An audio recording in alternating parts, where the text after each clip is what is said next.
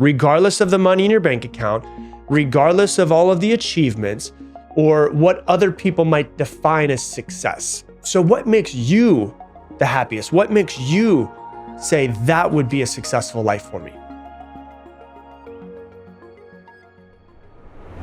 Today, I'm going to be going through a 5-step process to design the life that you want.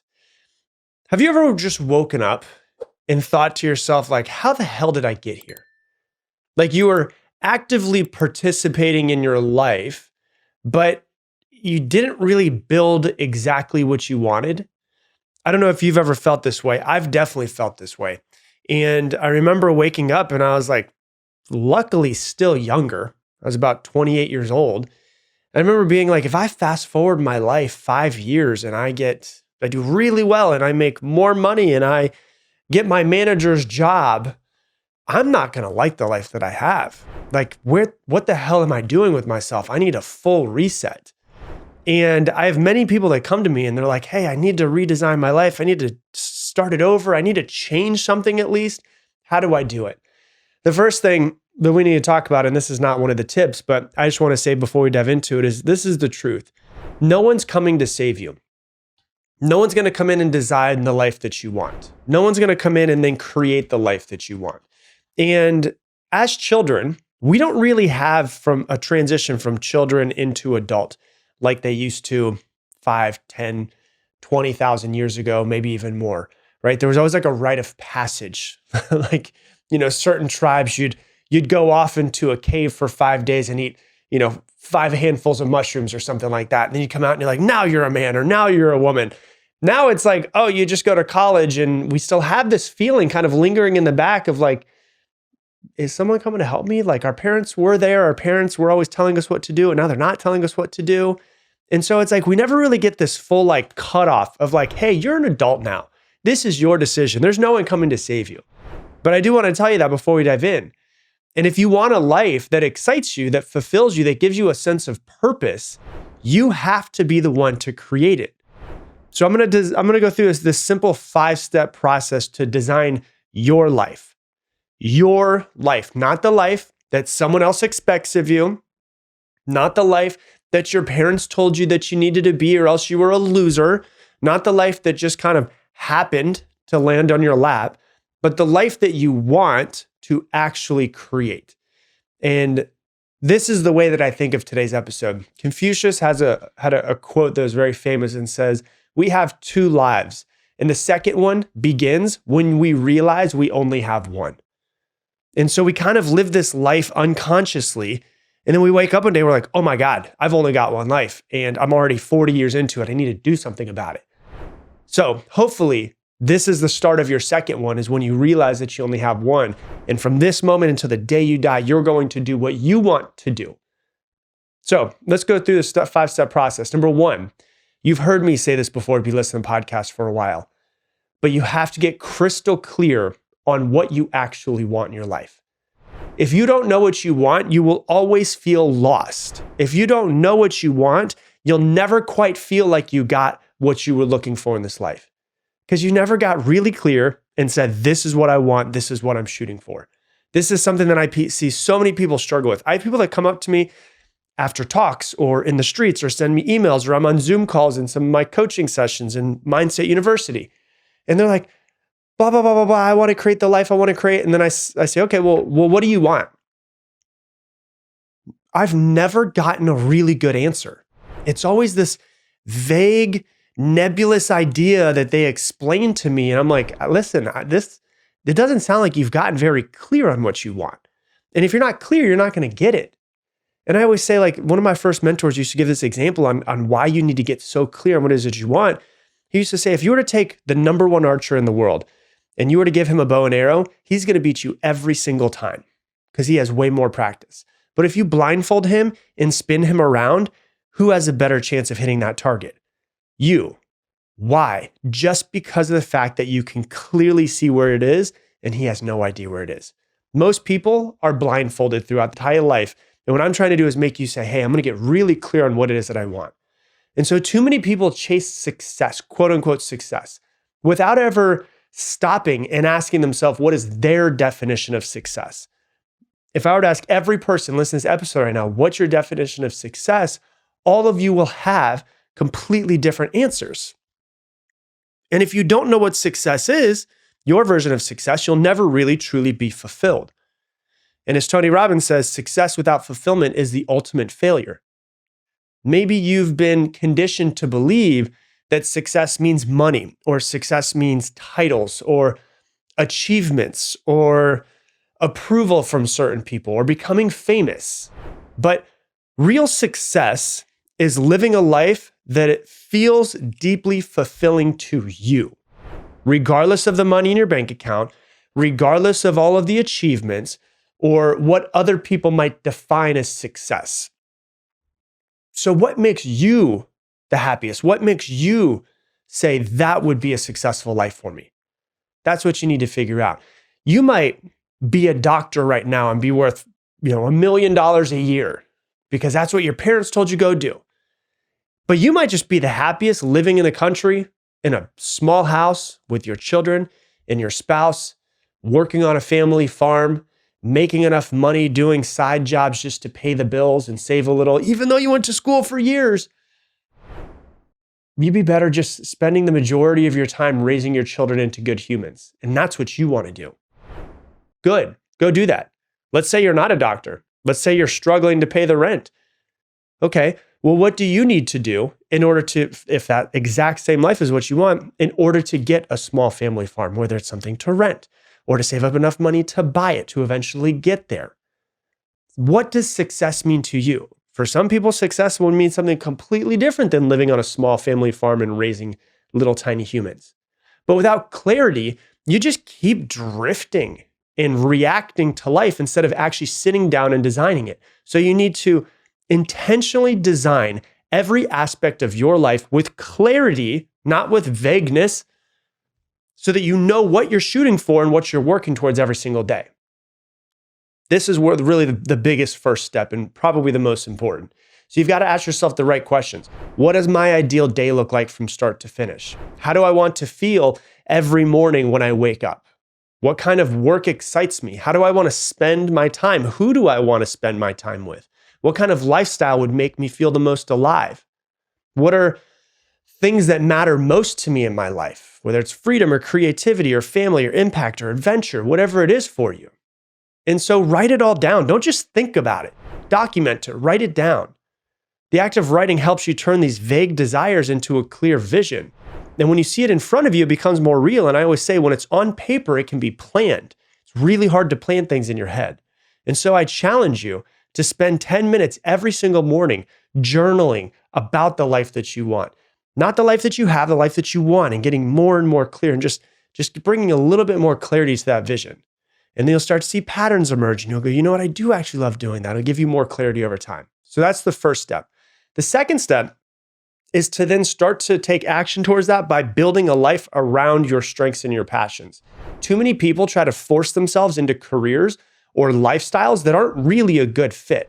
As I'm, getting older, I'm seeing this. I'm seeing so many people that are in jobs that I'm like, why do you have that job? That doesn't make sense with your personality. It doesn't make sense with the way that your brain works. And those jobs just drain them because they have to use so much energy to do those jobs. So they pick jobs because they're safe, or they pick jobs because they decided when they were 18 years old to go for a major, and now they're 50 years old and it's completely different than what they thought. At 18 years old, I didn't know who I was. I didn't know how my brain worked. I didn't know what my personality type was like. And that's why so many people wake up and they feel unfulfilled, is they don't build a life around their strengths and their passions. So you need to build a life that plays into your natural strengths. When you operate from your strengths, the work feels pretty effortless. It's really interesting. You get into a flow state where everything can kind of disappear and you feel fully engaged. And so, what would look like work to other people, but feel like fun to you? Like for me, I've told you this before on the podcast, I love researching human neurology and psychology and early childhood development. Those things are so interesting. And I love learning them and putting them all together and then teaching them into lessons. That's fun for me. For a lot of people, they'd be like, screw that. I would never want to do that. I get that. I have things that I hate doing as well. Do you know what I hate? I hate building and fixing stuff around my house. I just hate doing it. My friend Alan loves to do it. Remodeled his entire house by himself. When I need something hung up, I'm like, hey, can you come hang something up with me? And then we'll hang up a TV together because I don't want my TV to fall on my kid. So I'm just like, please, Alan, come over so I don't screw this thing up. So he loves doing that type of building. He also loves cooking. I hate cooking. So like him, his natural inclination is to go towards building something as far as like a meal or building and fixing something inside of a house. If I was in construction, I just wouldn't fit. But that could have been a job I picked up when I was 20 years old. I'm like, well, I've been doing it for so long, I might as well keep doing it. We're different people. We all have different brains. We have different interests as well. So many people are doing the wrong thing for them because they just decided to do it one day. And they're like, well, I've been doing it for so long, I might as well keep going. But it never really fit. And so it feels like they're struggling in some way. It feels kind of like you're trying to fit a round peg into a square hole. It doesn't make sense. You know, like another good example of this that really changed my mind of the way that brains work. There's a great book on business. It's called Rocket Fuel. And it talks about how people can be visionaries or they can be integrators. So like a visionary is a big picture thinker. They're usually entrepreneurs with big ideas. They're very, very creative. They love to drive and innovate. They often struggle with execution and managing details and processes. That's me. I can force myself to do like the processes and the managing of the details, but I just hate doing it, to be honest with you. That is more for what's called an integrator. An integrator is much more of a structured, detail-oriented leader who, will take the visionary's ideas and turn them into managing teams, systems, growing a business with them, the processes, ensuring the business runs smoothly and efficiently. So for me, I have the visionary brain and I'm constantly coming up with ideas and you could throw me on a stage and I could just talk the entire time and all these ideas come through and I'm very visual. I can force myself to integrate, but it's not really my thing. On the other hand, I have Brittany on my team, who's my VP of operations. She is a hardcore integrator brain. She's very structured. She's very detail oriented. She's very into managing teams and systems and processes and ensuring that things run smoothly. So our brains are extremely difficult, but we work really well together because we can bounce ideas and the visionary and the integrator both need each other. And so she just has a way different brain than me. And so we are both in a position that best fits us, but also makes me the most excited about what I'm doing. It makes her the most excited about what she's doing. That's a good example of fitting into the right position. And so you've got to find out like what your zone of genius is. What do people come to you for advice on? What do you lose track of time when you're doing? Like what feels fine and effortless, but can be hard for other people? What type of skills come naturally for you? That's what I would recommend try to start doing is finding something that actually feels like a passion and feels like a strength, which is number 2. Number 3, once you start to get clear on what you want, how you want it, what you want your life to look like, and what your strengths and your passions are, create a transition plan, not just like a dream board or a vision board. I'm talking about a transition plan. So you might be 50 years old right now and working in a job, in HR for the past 30 years. And you're like, I'm over this. I don't expect you to just quit your job today. And I don't think that you should quit your job today. But what I would recommend is if you know that you're done and you want to do something different, create some sort of transition plan, 12 months, 24 months, whatever it is. Listen, dreaming is great, but without a clear strategy, nothing's going to change. And so you need to turn your vision into an actual plan of action. Because if you're not careful, years are just going to pass you by. And some people listening, years have just passed by. Some of you, decades have passed by. And your dream's just going to still be a dream. And so what I would recommend is breaking it down into an actual, whatever feels right for you, a 12-month plan, a 24-month plan, a 36-month plan, a 6-month plan. What is it for you? Make a 6-month plan, a goal. What's one major step that you can take towards your dream life in the next 6 months? And work towards that thing. And then once you figure out that 6 months, well, then what are your daily habits? Like what small habits can start to move you in the right direction? And then you can come up with a financial strategy so that you can start to move and feel safer to transition. So, you can save, you can invest, you can build some side income, something like that, so that when you transition out of what you've been doing for 20 or 30 years into this new thing, you have much more of a longer runway because you've been planning ahead financially, which allows you more time and more of a runway for this thing to take off. And so you just want to start doing some small steps, but do them consistently every single day, because small steps lead to massive changes over time. So write down like 3 small steps that you can take this week to start moving towards your dream life that you want to create. Okay, so that's number 3, make a transition plan. Number 4, take action already, even when it's scary. Fear is not a stop sign. It's a sign that you're on the right track. If you're not a little scared all the time, you're not growing. You should feel scared. You should feel fear because you're getting out of your comfort zone every single day. Most people let fear paralyze them. But the secret is to feel the fear and decide to do it anyways. Because fear is just really the physical feeling of your comfort zone. When you feel fear, that's the physical feeling of, oh my God, I've hit the edge of my comfort zone. So instead of backing away, I'm going to lean a little bit forward. It's the body's way of saying danger, but that's a good thing because you're not actually in any physical danger. What you are is you're on the danger to your brain and your body is, no, we're on the edge of our comfort zone. We've never done this before. You got to remind yourself, that's okay. No big deal. It's a good thing.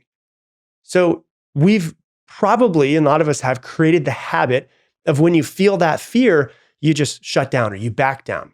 You need to feel it, remind yourself, this is okay. I'm not in any danger right now.